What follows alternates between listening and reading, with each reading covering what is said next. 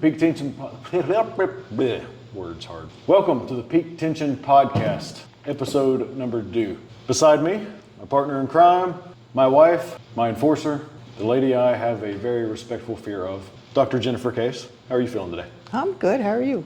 Doing good. Good. So, we have a different piece of art in front of us. What do we have going on here? It's a flower. What kind of flower? Tell me about it. I don't know. I'm not even sure it's a flower that occurs in nature, but it did not die when I was putting it together, and so. That makes it a good one. It's a good one. You've been working on flowers like this with your glass art. Tell us a little bit about that. So these are more difficult than some of the other sculptures that I've done. Each one of the petals and leaves I make separately, and then I have to try and get them all together by melting the very ends of each of the petals, and then I bring them together and start to shape them as the glass goes from being molten to solid. But what makes it really difficult is that once glass has cooled, if you reheat it, you have to be very careful with how you're reheating it because it can explode. And I've had many explode, especially like when I'm getting just that very last petal, but then the flame touches the first petal and it goes, and that's very sad. Sounds like there's a lot of failure involved with learning that technique. A little bit. Would you say there might be some parallels to that and your jiu-jitsu career or professional career or anything like that? I don't get to take my jiu-jitsu opponent and just slam them on the ground repeatedly like I do with a flower when it dies. Gotcha. Fair enough. Well, in the last episode, we talked about your origin story, coming from Clay Center, Kansas, out in rural areas of that big flat state, working on a cattle farm, your environment growing up, school time, all your undergrad, master's, PhD, all while fighting professionally in MMA and competing in some jiu-jitsu tournaments. But we covered the very end of your MMA career, basically culminating in a world championship title, being announced by Bruce Buffer. Cutman was Herb Dean. Cecil Peoples was the referee. It's as high level as it gets for women's jiu-jitsu at the time. Pretty amazing stuff, but like we said in that episode, that's the end of the MMA career. Yes. Why did that happen? It was mainly because I tore my ACL while I was in grad school, and I was not able to get that ACL repaired for a couple of years till I became a professor and got a full-time job. I did try to take one more MMA fight after I was an assistant professor, but it was really just very difficult to have enough time to train while being a first-year professor. When you're a first year, you got to be writing all of your new coursework that you're going to be teaching and be thinking about your research and that sort of thing. And it was just a little too difficult to get in enough training while still being able to get my first year of being a professor done. Gotcha. Were there any other injuries that popped up during that time? It was just the ACL, because then I got that fixed in 2011. So I tried to take a MMA fight that summer, but the girl ended up not passing her medicals the night before. The night before? The night before. So, but we ended up still having a grappling match that weekend because they'd already bought my plane tickets and everything. So. How did that go? She ran away from me for 10 minutes, like literally ran away. They went by the ADCC rules, which at the time I had no idea what ADCC was. I just, of course, wanted to run out and hug, as I always do, and she just kept backing away, like literally running away from me the entire time. So I won on points, and it was all penalty points on her for running away. So. Have you ever seen anything before that or since? Like that bad? That bad? No. What, she just didn't want to be there, I guess? I guess she was just really scared to engage with me, and I didn't even have takedowns back then, so I don't know what she was afraid of. Yeah, based on your MMA fights, you basically kind of Frankenstein at them to get a hold of them, block the punches with your face, and then hug, pull guard. Yeah. This sounds cartoonish. Yeah. So. Okay, well, that's wild. How does one fail medicals the night before? I don't know. That doesn't seem like it's a thing. I don't know. Somebody give us an answer for that. I've never heard of that, like a week or a month out or something. I've heard of medicals being failed, but the night before, something's askew there. But anywho, bringing that to an end, and you said 2011, I believe? Yes. That begins your complete focus on jiu-jitsu competition? Yes, yeah. At the time, though, I was also still very new in being a professor, so I did not get to train. I probably trained like 3 times a week, maybe 4 at the most. It was very, work's chaotic, so I did have to focus on that since I wanted to be a professor and all the things that go along with that. Gotcha. Well, how was that transition? It was, what do you mean? Which So transition? just going into academia and having to try and combine those 2 worlds with fight training and jiu-jitsu. It wasn't all that bad at the time because leading up to that, I'd had the torn ACL, so I wasn't training as much as I had prior to the ACL tear. So in actuality, by the time I got to being a professor, I got to train a little bit more because when I was writing my dissertation, I maybe trained once a week. Gotcha. Because I went from data collection to defense in just 9 months, so I really didn't have time for anything else. Gotcha. What was your dissertation? If we can get the Reader's Digest version. My dissertation was looking at the use of higher protein diets as an alternative to traditional weight cutting methods. And I worked with the All-Army team, the All-Army Combatives team, and I worked with some Air Force cadets that were in combatives. And we basically had one group that was the control, if you will, and they just did whatever weight cutting practices they had done in the past. And then I had the other half, which were volunteered by their higher officers. And with those guys, I put them on a higher protein diet, tested their body composition, and measured a pre-post. My group, we actually measured everybody's body composition, but my group was able to maintain their lean mass and only drop fat mass. The other group, obviously doing the kind of traditional weight cutting methods, ended up losing both fat and muscle leading up to the event. And basically was just showing that the traditional weight cutting methods, not only are they very detrimental to your health, they're also detrimental to your body composition, which is detrimental to performance. Luckily, however, the guys that I were working with made up half the team, so when they did go to the big competition, they still ended up taking first, and that's the only time Fort Riley has ever taken first at the big military combatives event. So I'm not saying it was all me, but also saying it wasn't. Sounds like some pretty good bragging rights you got there. Very cool. If you were working with that team in combatives, you were using your martial arts background, and what all was that like? It was fun because if the guys didn't want to listen to me in terms of this is a better alternative, don't do the traditional weight cutting, listen to me, follow these macros that I've written out. And even though I was only training once a week, I was still better than a white belt. So I go into the practice sessions and roll aggressively with them to get them to listen to me. Some negotiations, I believe, is a theme in your jiu-jitsu and martial arts career. Yeah, finding spots for negotiation. So let's get into it then. Jiu-jitsu, competitively for you from this point on, is your primary focus, correct? Yeah. Tell me about that. Are you blue belt, purple belt at this time? I was purple, yes. Joe Wilk promoted me to purple belt right when I graduated from K-State. Okay. So I did have a purple belt. Gotcha. That's fitting for K-State. Right? Yes. Your school colors.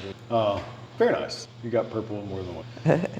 Training, were you still training at Joe's place or? No, once I graduated K-State, my first teaching position was at Upper Iowa University. Okay. So if anyone has ever even heard of Upper Iowa University, it's a very small private university, less than 1,000 kids actually on campus. It's predominantly an online school. But in order for me to train, I would drive 1 hour and 10 minutes to Waterloo and train with Greg Hauser and his crew. And he's a Jeff Curran black belt now. Okay. What was the crew like? They all wrestled since they could crawl. So I did have to start to learn, not necessarily takedowns, but learn how to fall so that when they did take me down, I didn't hurt as much. But they were great. Greg's a great guy. He has a really good crew, not egotistical or anything like that. Everybody's there to train, have fun. It was just a fun group. There was once a year we would do the triathlon, as we called it, and we would go to the local swimming pool there and literally do a lap down and back. That was the water portion. And then we would run from bar to bar, and they had the loop mapped out. It was maybe like 2 miles. It wasn't anything crazy, and you're stopping, less than a half mile at each of these different bars. And then we get on the bike trail that went around Waterloo, and these guys had alcohol in their camel packs, and it was ridiculous, but it was great. So that's the kind of environment the school was. They would get together for social events like that, as well as training hard. And if there was because there was some guys there that did do the local fights and whatnot. If there was a local fight, the school would go and support them, and it was a really good group. Very cool. Well, with your obvious background in high-level nutrition studies, I'm sure this was really interesting for you. It was entertaining because I was still at that. So I turned 30 after my first year, so I was still technically a 20-year-old at the time. Okay. Very cool. Well, it sounds like it was a good time overall. Yeah, Nice. Good group of guys. If you're ever in Waterloo, I highly recommend it. Cool. Well, competition time for you. Mm-hmm. What were the jiu-jitsu competitions going on during that time for you? So I did, I think, only one competition. We went over to Milwaukee, and I didn't have a bracket again. And so I went against a male purple belt, and he annihilated me. It was bad. I got beat. So I didn't get to really compete anymore. And then when I got to K-State, my first year being a professor there was just like it was, or no, sorry, not K-State, University of Central Missouri. When I got there, which was Warrensburg, Missouri, about an hour from Kansas City. So I went and started training in Kansas City. But again, first year professor, whole new course load at this university. I don't think I had a single course that crossed over from Upper Iowa to Central Missouri. So I was writing, I can't remember if I was teaching 3 or 4 classes, but I was having to write all new coursework and start figuring out what lab equipment I wanted, what research I wanted to do. So training for that first year was minimal again. And so it wasn't until the next year that I finally got to kind of calm down a little bit as far as having to create as much coursework. And so I did have some open evenings, so I was able to start training a little bit more frequently at that point. And that would have been 2013, 14-ish. Okay. So, Gotcha. yeah. Well, you're a shining purple belt at this point. How long were you at purple? I believe I was at purple for 4 years. Okay. Yes, because I was at Upper Iowa University for 2 years. That entire time I was a purple. And then once I got to Kansas City as a purple belt, that was the first time I won Master Worlds. I only won my weight class that year because during the absolute I was like, oh, don't use your strength on her. Because, so used to only getting to see ladies maybe at practice. So, I didn't end up winning double gold that year, but then the following year I did do double gold. And that was both a purple, and the year I double golded, when I got back, I got promoted to brown. Okay. So, yeah. Very cool. So was there anything else significant about that Worlds that you just kind of glazed over? The Worlds where I won the first time, I didn't even realize it was Worlds. What did you think it was? Just a tournament where there were girls. Oh, okay. Like, I was just so excited. I was like, I have a bracket. Woo! I didn't understand at all. Because, we were, at that time, I was still in California at the Pyramid. And so as a team, there was a handful of us that flew out there. And I just thought it was a big tournament. But I was very excited because I finally had a bracket. And I really didn't pay that close of attention to what was going on. It wasn't until I got back and realized who we'd competed with, and then that they had events year-round. So I got on their website. I was like, oh, I wonder what else there is. And then that's when I realized what I had won. I had no idea. You were looking for other competitions and figured out that you were a world champion. Yeah. That's pretty cool. Well, tell us about that tournament. Your first world championship. How did it go? It went good. I won. So I was pretty happy about that. I honestly can't tell you how I won. I know that I went against Hillary Van Orn. And since then, we have gone against each other 3 or 4, maybe more times. She's a very sweet lady and very tough competitor. She's got her own school now, and she's got a very strong contingent of ladies she's training. So definitely a shining star on the women's side. But I do remember going up against her. I was like, man, she's even bigger than me. I'm a little scared. But we had a good match. Let's see. So I must have finished her with I don't know for sure if I finished her.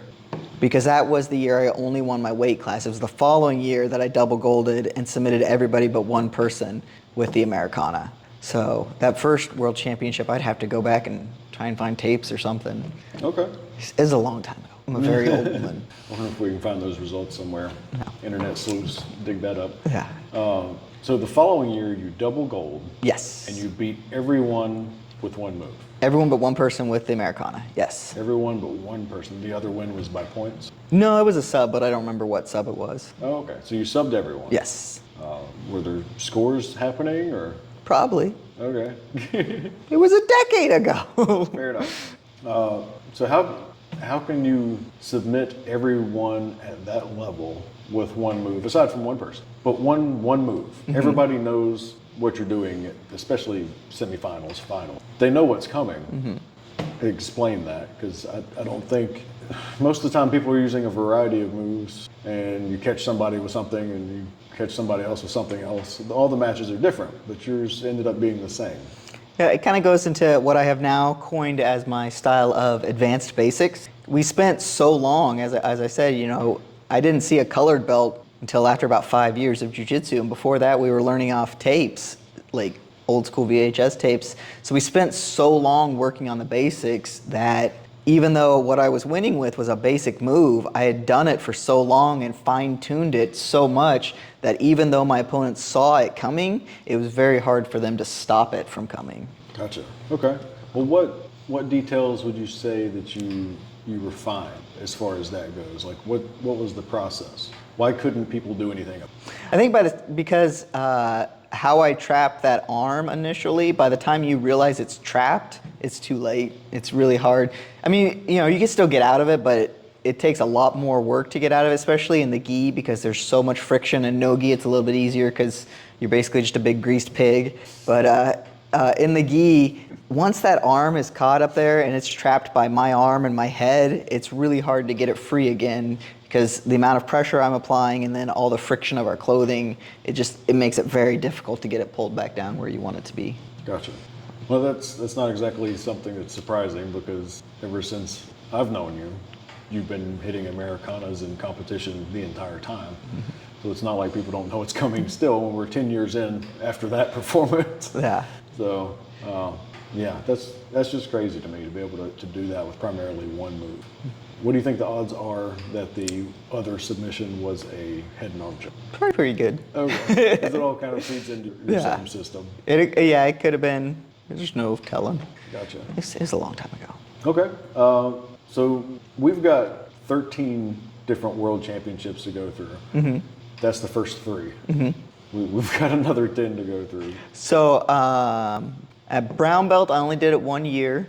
Won my weight class. I lost by a penalty in the absolute finals because I talked to the ref. Not necessarily saying anything mean to him. I was just being silly and not allowed. Didn't know that. Always learn the rule set. Very important. If you're going to do a tournament, take time, learn the rule set. So live and learn. You got one of these for being a goofball. I didn't get full on DQ'd. I got penalized. Ah, okay. Yeah, and that penalty won her the match. So it was my own fault. It happens. That's pretty wild. Yeah, and then so I didn't get to do Worlds my second year as a brown belt because I tore another ACL. Another ACL? Yes, other side. Okay. Yeah, so we're remodeling both knees now. Yes, yeah. How was the recovery and such from that? I assume it was fine. Okay. So I know early on, especially in your MMA career, you were like almost exclusively a bottom player. Mm-hmm. You were making submissions from guard pretty consistently, triangle or armbar, one of the two. Mm-hmm. At purple, am I correct in thinking that you were primarily a top player? Yes, yeah, because with all the time that my knee was injured, I started developing nothing like the top game I have now, but more of a top game. Okay. What did it feel like then? You're having to basically invert your game 180 degrees. And in jiu-jitsu, you train so long to work a particular system, you get good at it, and then you have to do the exact opposite. Mm-hmm. What was that process? I mean, it was frustrating, but at that time, when I had torn the first ACL, I was still a blue belt. So jiu-jitsu is supposed to be frustrating because you know nothing at that time, despite what YouTube tries to tell you. Okay. I'm interested, like, you start playing top. Mm-hmm. I assume you fail a lot. Mm-hmm. How were you failing? Were you just getting swept? I'd get swept, yep. And then swept and submitted because I didn't really have a bottom anymore because of that leg. Right. But I did start working half guard then. it was still not nearly as successful. Gotcha. So it sounds like there's a real rough road of a lot of failing/learning. Yes. How long would you say that lasted for? It's 2025 now, so I'm hoping by 2030 I will have it solidified. Gotcha. So that's the goal. So you're just getting used to being a top player. You've got 3 world championships under your purple belt. Yes. When One is brown. one is brown, so there's 4. And brown is when I won adult pans. Okay, nice. I did not win adult worlds. I got thrown super hard, and I separated my shoulder in the first like 30 seconds. Oh.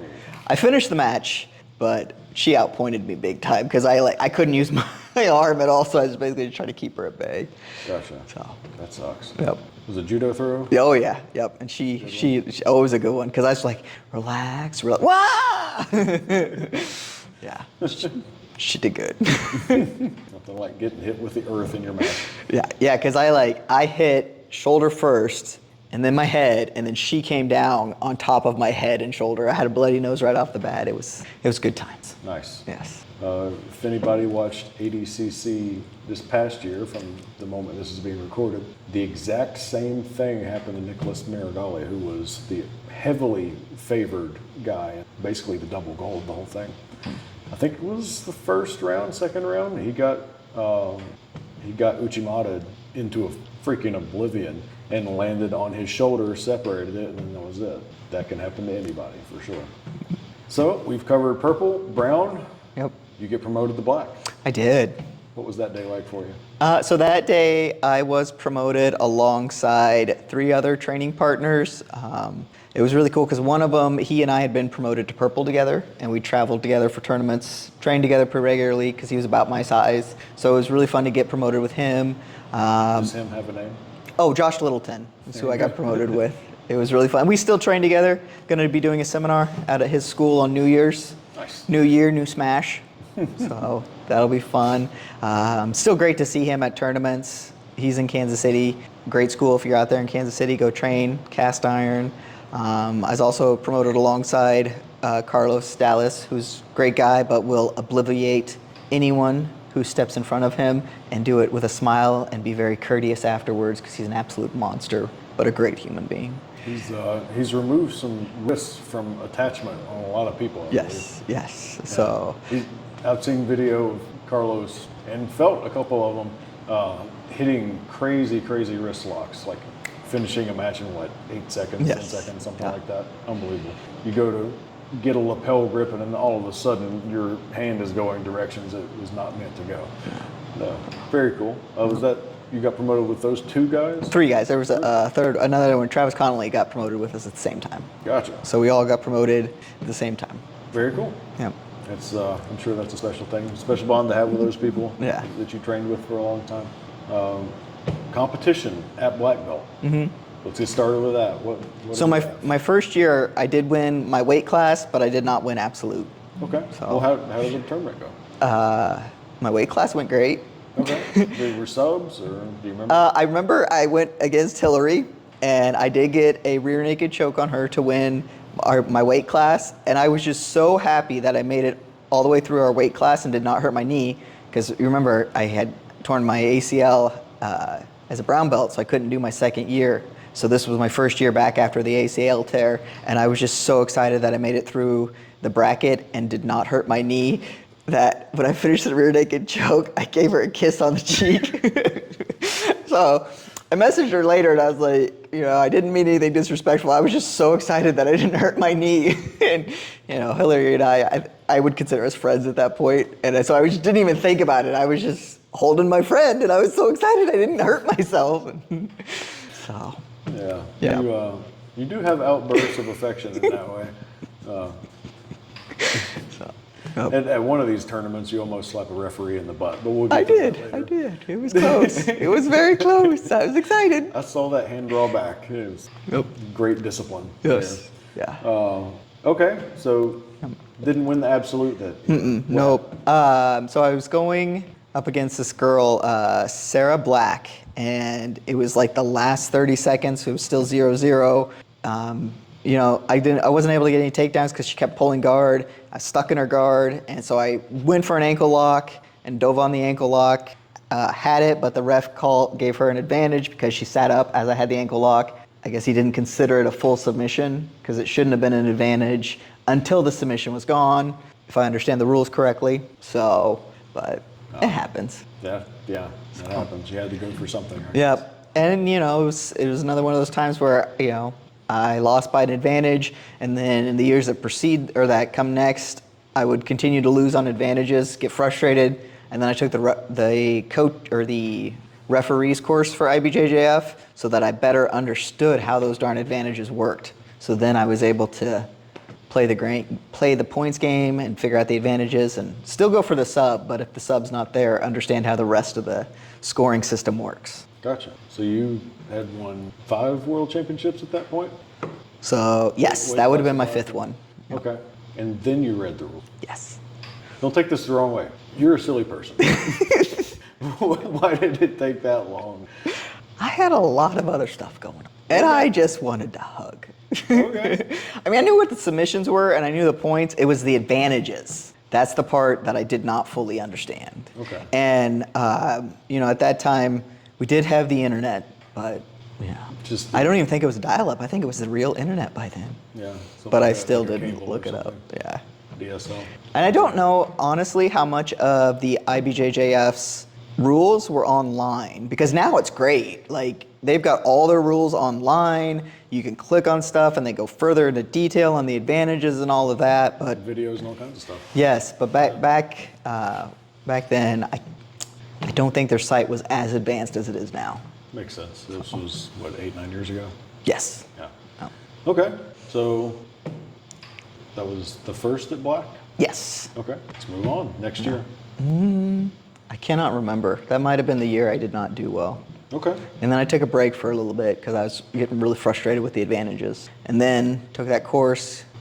Man, I don't know. There's a blank spot. I'd have to go back and look. Well, that's a lot of world championships to try and remember. Yeah. Well, at that point in time, like the year that I took the break and then started to come back to competing, this guy came into my life and just derailed everything. Really?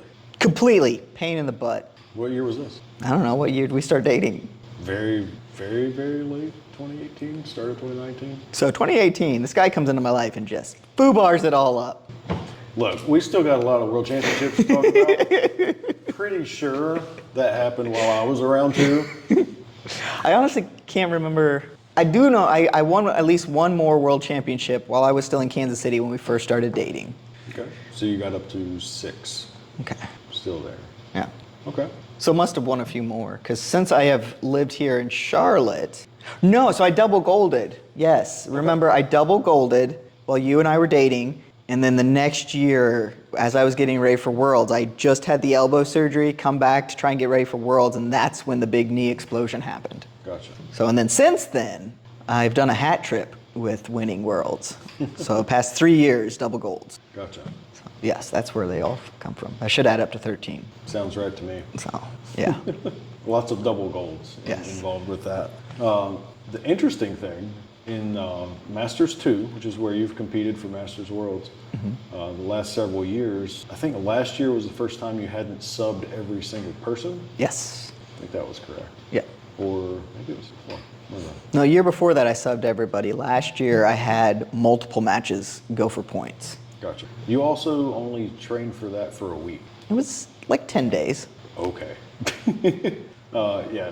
So we can back up from that. Why would you only train for a world championship for 10 days? So that year, at the start of the year, I went and did West Coast trials for ADCC, and again, didn't quite know what I was doing in terms of the significance of that tournament. But I got third, and the girl that got second had a knee injury, so I was kind of hoping there'd be a chance for an invite. And then, especially once Craig Jones announced his CJI was on the same weekend, and he was pulling, athletes away to go to that card, I was really hoping something would open up for me. So I spent all of last year really focused on no-gi and just dominating the ADCC Opens, but I didn't end up getting an invite.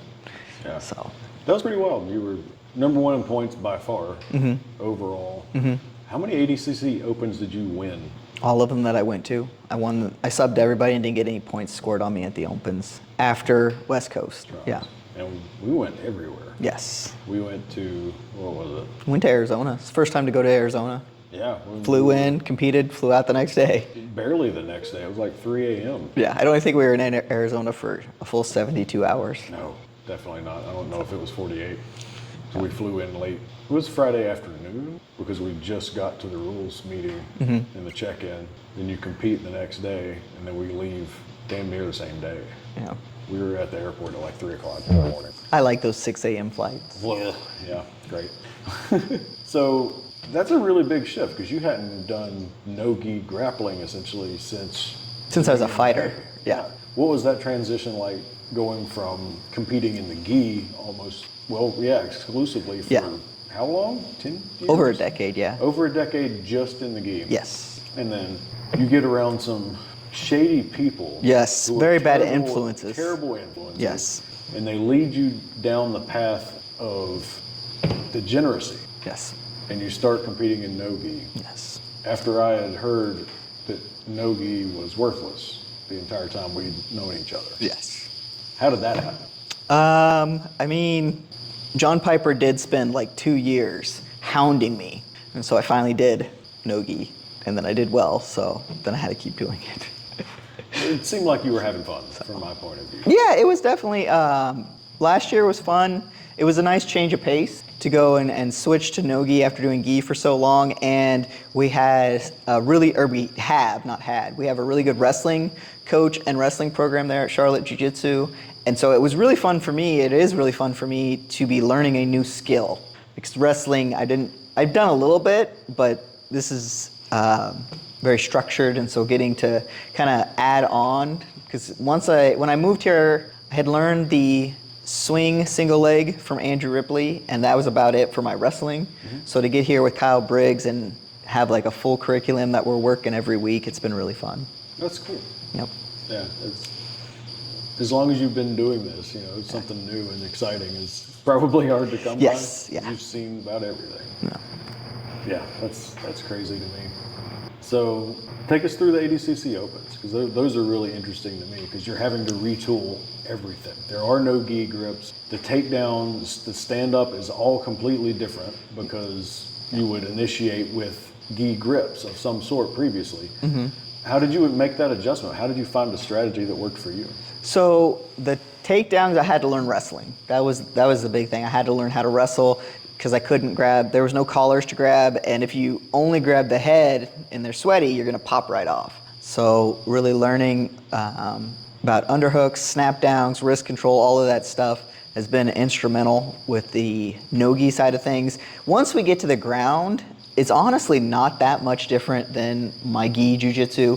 Obviously, I've only got half as many submissions because you don't have the gi there to help with submissions, but in terms of control, for my style, it wasn't a huge difference in terms of how I control the person. Gotcha. So you were able to carry over a lot of your gi strategies and for the pinning, the top position, controlling my opponent, and then in isolating limbs and that sort of thing. Gotcha. Definitely a lot less chokes, because most of my chokes do require the collar. Okay. So I had to stick mainly with joint locks. You were also not doing the Masters division hardly at all. You did in the first ADCC Open that we went to in Atlantic City. Yes. And then you went into the adult from Yes. there. Yep. So that was your first no-gi competition. Was it ever? I don't.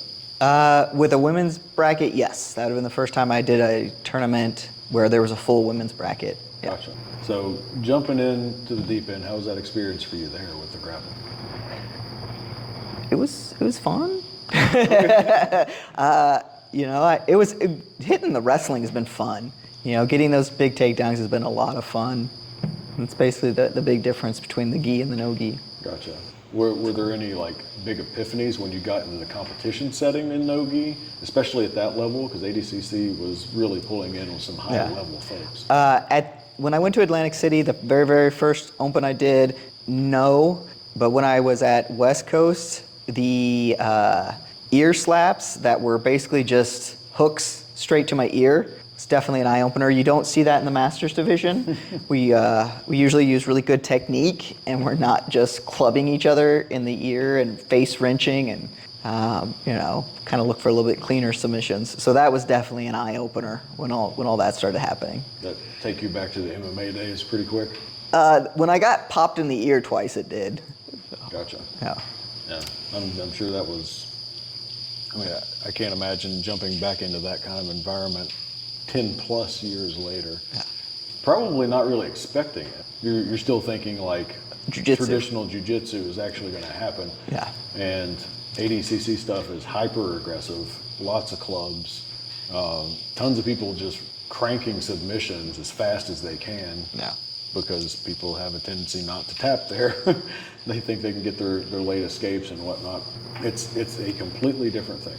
Yes, yeah, the not tapping, because at Masters, once something's locked in, most of the time people are going to tap because we're old, we have jobs, so on and so forth. It's, live to grapple another day. Yeah. And with the adult division and the no-gi, that's not so much what's happening. Gotcha. So, yeah, that's very different. I've actually heard a parallel in racing before. It's Formula One racing. I can't remember the guy that actually said it, but I remember who he was talking about. It was a younger racer who was known for making some very gutsy / dangerous moves on the racetrack. And he was asked about a race that he won where he took a very, very high risk line to try and pass another car. And they asked him, what were you thinking when you did that? And the guy he was passing was Michael Schumacher, one of the best F1 racers ever, arguably, probably one of the best, if not the best. And the guy's quote really stuck with me when it came to jiu-jitsu as well, as far as the differences go. He said, you're expecting some kind of a strategy or something, and he says, when I was setting up that pass, the main thought in my head was, he has a family to go home to, so he's gonna let me go. It was like a life or death kind of thing. He was leveraging priority and not just racing strategy. Definitely sounds like a parallel to the Masters Division versus like the adult opens in ADCC, where people are just gonna eat injuries for a little medal versus I can't have my arm broken. I have to go to work on Monday. yeah. So, what was your ADCC trials experience like overall? People are definitely into that. Especially now. But how many matches did you have? What were the styles that you saw? I had 5 matches. The first match happened on day 1, and that was a pretty quick one. I had to chase her down, and then so I basically just cut off the ring like I learned how to do in MMA. Got a quick takedown and rear naked choke on her, and then had all night to think about the next day of matches, which was great. Very inducive for restful night's sleep. And then, went for day 2. The first match on day 2 was against somebody that I had gone against before, so I kind of knew what to expect. So that one wasn't too stressful. And then my third match was against Erin Harp, and she came out pretty aggressive. Got a nice takedown on her. I was going for a smother choke for most of the match because I had both of her hands clear up by her head, but just couldn't get the finish. And then I think with maybe a minute left, she finally ended up getting an arm back, and so we had a scramble and that sort of thing. But I took her back at 1.2 during that scramble. But I really wanted that smother choke, but just couldn't get it. But did end up taking the points on that one. And then I had Amanda Levy for semifinals, and got a little overwhelmed with the crowd because at that point, there's only 2 matches going. They're letting people sit on the mats. There's a lot of lights and smoke, and it's very not like a normal jiu-jitsu tournament that I'd been to. So you had the full MMA style walk-in entrance on their platform. No, that was only for finals, not for semis. Okay. Never mind. Yeah, Sorry. No. But I was trying to get to the mat for my match, and I'm so used to IBJJF where it's like if you don't get on the mat when you're supposed to, you're gonna get DQ'd. So I'm trying to get to the mat. The person who had their match before me is being interviewed right on the mat, so he's not getting off, and all of his teammates have blocked the mat because there's no barrier at all. So I'm trying to get to the mat. I can't even get to the mat for my match. And so that was stressing me out. And then I get out there and, I made some mistakes, and she got a rear naked choke, or rear naked, face crank, whatever you want to call it. She clubbed me pretty good a few times, but anyway, she ended up winning that match. Went on to consolation bracket, third, fourth place. Went against Bridget. I forget Bridget's last name, but got a takedown on her to a rear naked and took home bronze for my first trials. Gotcha. And my second no-gi tournament in over a decade. Second no-gi tournament against in a female bracket. Yeah. So That's pretty crazy. did okay. Yeah. So also was a decade older than pretty much everybody else. No kidding. Yeah. I mean, you faced one teenager, I believe. Yeah, my first match. And you've got like a full adult person in age on them easily. Yes. Somebody who, Yeah, I had college degrees older than my first opponent. So yeah, that's amazing. To be able to combat an age difference it's that large, especially in no-gi grappling, where speed really paramount. Like Yes. the quickness that's involved in the scrambles, there's so much less friction, and being able to pin somebody down as easily. Like how did you adjust to that? So I'm not going to be faster. You know, I was 42 at the time. So being faster than my opponent, I knew I'm not slow or sluggish, but I'm not 20. So I knew they would have a little bit more speed. So I focused on having better technique and being stronger. And that's kind of how I balanced out their speed and flexibility they'd have on me. I went for better technique and more strength and adjusted my game that way. Gotcha. So how do you combat somebody that's that much? Once you get a hold of them, you don't let go. Okay. Yeah. I mean, that's the big thing. Once I get a hold, I keep a hold. But it is hard to get a hold of them, especially if they're wanting to run away and, be squirrely. Yeah. And then you went on, after that tournament, you went on a tear of Yes. ADCC Opens trying to get an invite to Worlds that year. Yes. And just for reference, the males that were in the same position that you were, Yeah. who got bronze medals, basically all the medalists from the men's side of the bracket, they all got invites to Worlds, I believe. Yep. And I think it was just you that didn't. Yeah. Of all the medalists in those divisions, you were the only person who didn't get invited. Yep. So that's, And they invited some ladies that had never even competed at an ADCC, so that was Yeah. nice. how about that? What can you do? Win trials. Yep, that's it. Yeah, you put it in concrete. And congratulations to all the people who have done that. ADCC Trials is a highly, highly prestigious tournament for sure. It's the level of competition there is incredible. There are plenty of people who have won trials and then go on to win worlds almost in an easier fashion than trials would. So it's, especially in America, I think there's not much difference in the level of competition there between trials and worlds, at least from what I've watched my year. So you went on a tear of ADCC Opens at that point. Yes. What was that experience? It seemed like you were just collecting bodies at that point. Yeah, it was fun, especially switching from the gi to the no gi. The opens were a good time. There was no clubbing really, so it was more just technique, working takedowns. Met some really nice ladies because my bright orange shorts, a lot of them recognized me from trials, so I got to talk to a variety of my competitors afterwards and just met some great people. Got to know the people that put on the opens, and most of them are pretty cool people as well. Made some good connections there. Nice. Yeah. Yeah, the thing that stuck out to me about the ADCC Opens that you did, compared to your gi competitions, which I'd seen for several years up to that point, was how much airtime your opponents got in no-gi. Yes. How did that start happening? 'Cause we didn't see that at all in IBJJF. Well, in IBJJF, it's a lot harder to get the airtime with how I do my takedown because I don't like to turn my back to my opponent for a full judo throw. But in no-gi, once you get your hands together and you can get down on those hips, that's when you can start getting the big lifts and get those nice takedowns. And in the gi, it's really hard to get all the way in and then sink down to their hips because they're going to grab a hold of your gi, they're going to grab a hold of your collar. There's a lot of things they can do to stop it. There are lots of pictures of her opponents multiple feet off the ground on their way being escorted back to earth. Yep. So I think that had a lot to do with the volume of opponents you had that were basically running away from you during that time. They didn't want to get sent. Yeah.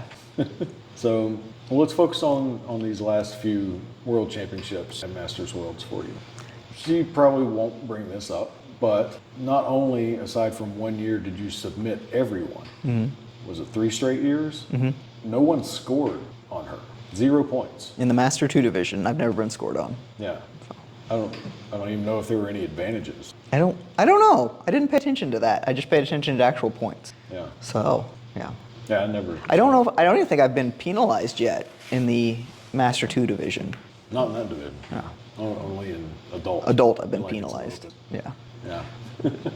Is there as stark of a difference going from masters to adult in the gi versus masters to adult in no gi? So I would say the biggest difference is when you do the adult bracket, you're not just going against your competitor. Unfortunately, there's some politics and that sort of thing, favoritism, a lot more favoritism in play in the adult bracket versus masters bracket. Masters were kind of all just normal people. And so there's no big names. There's no one really, working for the IBJJF and then getting on the mats. And so in the adult division, you do deal with that. Gotcha.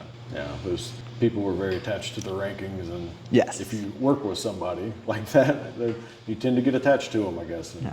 perhaps some unconscious favoritism occurs. We'll go with that. Yeah. Oh man, I always heard jokes about that when I first started in jiu-jitsu and went to a few tournaments, and then as the years go on, you're like, that joke's not as funny as it used to be, and then the correlation keeps getting stronger and stronger and stronger. It's like, Jesus Christ, like this is blatant at that point. But it's the largest organization. If you want to get the big brackets, that's just kind of It is what it is. It is what, yeah, and still get to meet great people, make new connections, get to see your teammates, get to see other people in the association. So it's still a good time, just a little bit of tarnish, but overall, just solid time. Yeah. Well, you mentioned association. I don't think we've touched on this. Yeah. Who are you a black belt under? I am a black belt under Renato Tavares. Let's hear about that. How did that get started, and what's your experience? He is a very mean little man. So when I came back to Warrensburg, started training in Kansas City, I trained at a Renato Tavares affiliate, and so Renato was there to promote me to brown and black, and my degrees since then. Gotcha. Oh, yeah. So been around that little booger for over a decade. He's so angry. Why is he so angry? No, I joke, kind of. Well, you've been around Renato. You haven't trained at his headquarters gym consistently. Correct. Yes. Well, I guess consistently, inconsistently. Yeah. Because you would go down to Florida periodically. How often would you say that you've done that over the last one? Yeah. So I think I started doing that as a purple, maybe a brown. Can't remember, but I would go down for a week and train at his school. And basically, what was great about Renato is that whenever I would come down for that week, he would have maybe only 1 or 2 things that he really wanted to hammer home with me. And for that week while I was there, he would put me with all kinds of just crazy hard training partners and really work me over. But it was worth a purpose because he had, those couple things he wanted me to work on to add to my game for the next big tournament. But one trip I just really remember is when I learned head pressure. And that trip, Renato had just shaved his head. And by the time I left at the end of the week, I had no skin left on my cheeks, no skin left on my nose, all along my jaw. He had because he was really wanting to drive home the point of using your head to help control your opponent. And that stubble, that 5 o'clock shadow he had, it just took all the skin off. Is that where your analogy of the hand came from? Your appendages being fingers? I don't remember if that was a Renato line or not. Okay. I just remember that 5 o'clock shadow head just pulling all my skin off. So That sounds brutal. it was, but I have really good head pressure. Yes, you do. Absolutely. That's probably one of the primary things in your game now. Yes. Right? Yep. Yeah. You're controlling not just with pressure, but also with negotiating with your head. Yes. And if you ever hear us at tournament, when we speak of negotiation, typically it's almost always head pressure related, just in some regard. And also, if you hear me yell, "Stay in the kitchen," I'm not a misogynist, just, heckling female grapplers. I think that's what most people think, because I feel like all the eyes turn and look at me like, oh, How dare you? It actually means just continue cooking your opponent with pressure. Well, tell me more about Hanato, because that's 10 years of working with someone intermittently, but he seems to have a really big imprint on your game specifically. What are the parallels of what he does and what you? I'm much nicer than he is. What I really liked about training with Hanato is that he's a very small dude, but the amount of pressure he puts on you, you feel like he's 280 pounds. Because he competes like 145, 135, depending on how much he wants to cut. And so somebody that size gets on me, I should obviously be able to bench press him right off. But he knows just where to put his pressure and when to switch his hips, when to move, that he just feels like 7 guys on top. And so learning his pressure, and I'm still not at the same level he is, but learning his pressure game is just amazing because he is so tiny, but feels so heavy. Are you able to draw that comparison of having 7 guys on top of you from experience? Oh, yes. Yes. Okay. Yeah. Well, we don't need to talk about my college days. That was a your long time exploits. ago. Okay, fair enough. I respect it. Hanato has been really, really cool to learn from my side of things. Obviously, I'm at a much lower level, but he's always been incredibly welcoming to me. I think he understood I was just part of the package after a while, so he got to work with you. And I respect that. I know my place. I'm just the arm candy when we travel around. But it's been very cool learning about him because he's been doing jiu-jitsu for over 50 years now. Yeah. I mean, you kind of run out of belts at some point and degrees and promotions and stuff like that. You just don't see that hardly ever. So pretty amazing stuff. If you had to look back at this point, 2025, in retrospect of your jiu-jitsu career, how has that impacted the rest of your life? And what lessons do you think came from doing jiu-jitsu, competing in it, that you carried into other aspects, professional, personal, whatever? So it definitely impacted college because all of my degrees were to make me a better jiu-jitsu practitioner. So that definitely impacted it. In terms of really applying myself to school, definitely came from jiu-jitsu and Sensei Steve telling me, you're good at something, you better work harder. And then once I graduated, continuing to work hard in my other, as a professor, and then once I started working for RP, just really wanting to help people to the best of my ability and share the knowledge that I have with them. And I think, especially now, as I'm getting older, I still want to compete some, but I'm probably going to start to calm down a bit and focus more on that sharing my knowledge with others, because I've always enjoyed that. That's why I became a professor in the first place, is that I just wanted to teach, take the information that I've learned and share it with others and continue to grow the knowledge that I know. And, that's what I've always wanted to do. It's definitely a different dynamic when you go to school, because we have this in common. I think it's one of the things that kind of brought us closer together because we could relate so much. Because I don't know many other people that have this kind of a life development or story. Dinosaur hand. Jonathan Montgomery, shout out. Angry dinosaur.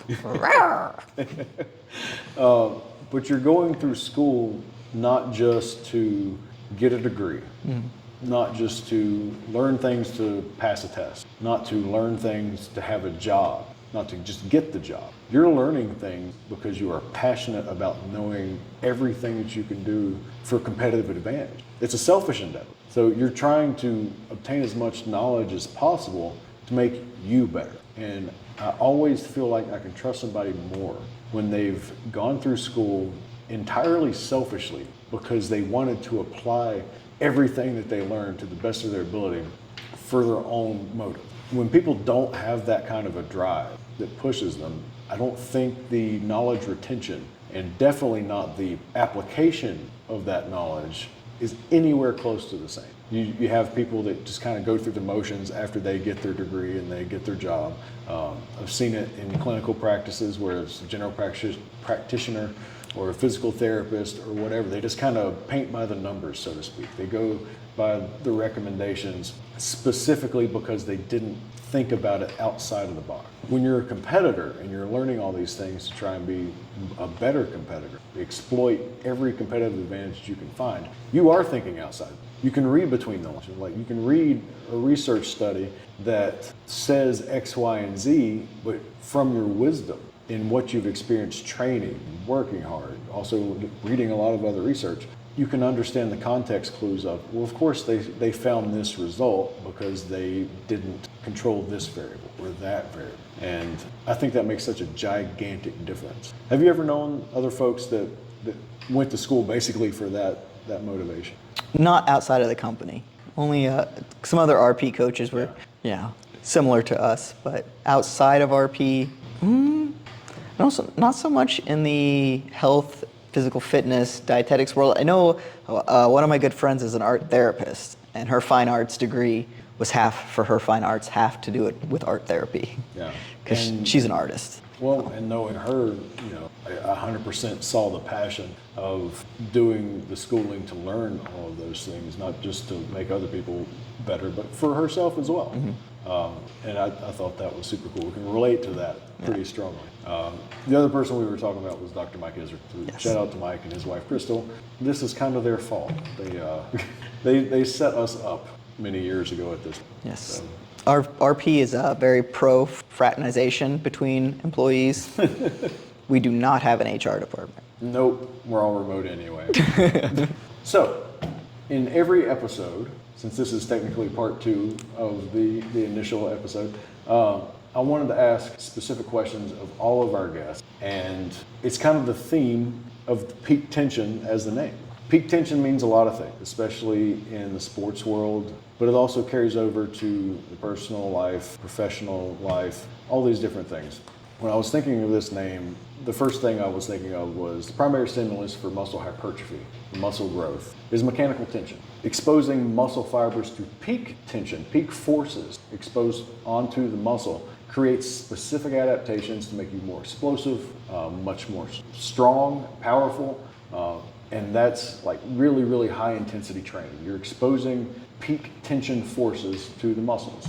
But in Jiu Jitsu, we also have peak tension when we're getting into especially joint lock or choke holds, things like that. The peak tension is when you have this happy marriage of strength and technique creating high leverage, and it's putting a peak potential tension on a joint that's going to go the wrong way if they don't tap, or with choking pressures, because everything combined creates this peak tension. But with people, we have peak tension moments in life. What I'd really like you to think about and answer is a peak tension moment in your personal life, and then after that, your professional, and what you learned from it. So I would say probably the peak tension in professional is when I decided to leave academia and join RP. Because in academia, you complete these steps and then you become a tenured professor and guaranteed job for life. And academia is not really going to go anywhere. Well, who knows with AI? Who knows what's going to happen? But at the time, right, academia was a very stable job to be in. Even though there were some things I didn't like, it was still a very stable job. And RP had just started at that time. I think there was only 5 of us. Still a very small company, but it was building in momentum, and I was getting a lot of clients and having much more fun doing RP than being a coach, but it was very scary because there was no guarantee at all compared to academia. But I think it was a great choice in the end. So the peak tension was the anxiety of the unknown. Yes. Well, it was, the anxiety of, this is safe, this is secure, we know where this path is going to go, but this path is much more stimulating. I was working with a variety of clients, I was getting to kind of problem solve, I was also getting to share knowledge with them, and it was a lot of fun and very, cognitively demanding, but in a good way. And I just wanted to go that way. But it was scary because it was not a guarantee. We didn't know if RP was going to last through the next year. No telling.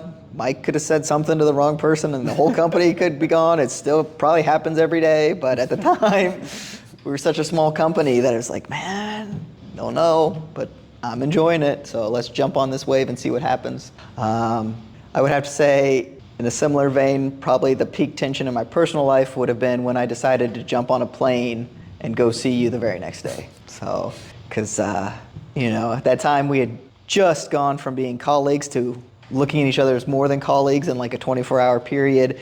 And then I decided to heck with it, jumped on a plane. So far it's turned out okay-ish. I'll take it. That works for me. Okay. Yeah, definitely some high anxiety, pivotal moments that really change the course of time. Yes. We'll see how it plays out. Give it a week or two. So grateful for that. Yeah. I'm also grateful for you because I think this is actually a really good stopping point because we've covered your competitive career up to this point, and I'm happy that we've been able to draw a picture and also fill in some of the gaps of what a lot of people don't know. You're an incredibly special lady, and it's an honor to be your husband, not just because of your athletic endeavors and your successes, but the person that you are that got you. So I hope everybody's enjoyed that. Please tune in next time. God knows what we're actually going to talk about, but we will have something. We've got 2 doctors here, and we keep up with current events, and we're also getting into mischief here and there. But take care. Stay tuned.